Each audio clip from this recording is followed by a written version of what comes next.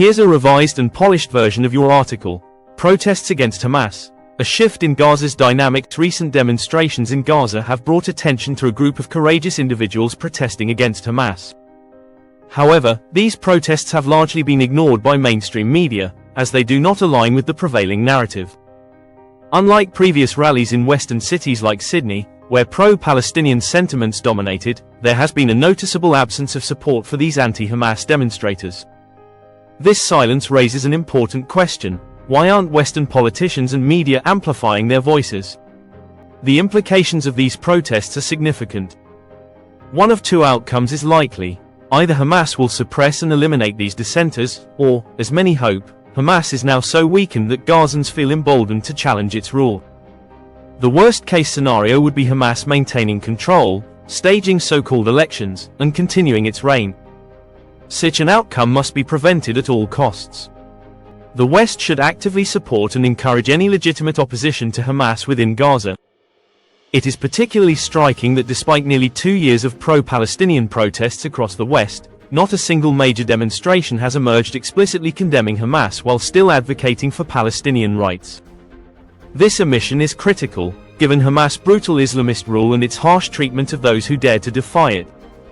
The lack of such protests underscores the need for a broader discourse on the reality of governance under Hamas.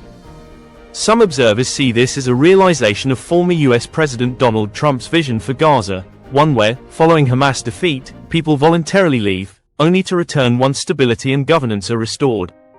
However, history warns us to remain cautious.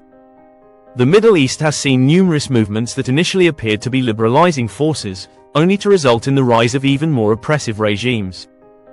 The Iranian Revolution serves as a prime example, where early hopes for reform ultimately led to the entrenchment of theocratic rule. Reports suggest that one of the leaders of these protests in Gaza has already been tortured and killed by Hamas, an expected yet tragic outcome.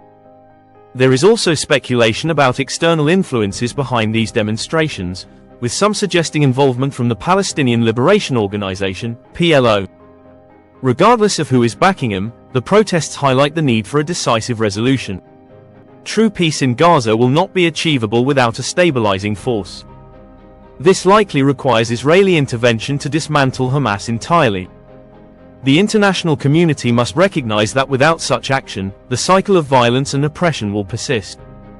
A lesson from history is evident. Inaction, as seen during Iran's Green Revolution, only enables authoritarian regimes to tighten their grip on power. This version maintains the core message while improving clarity, structure, and flow. Let me know if you'd like any modifications.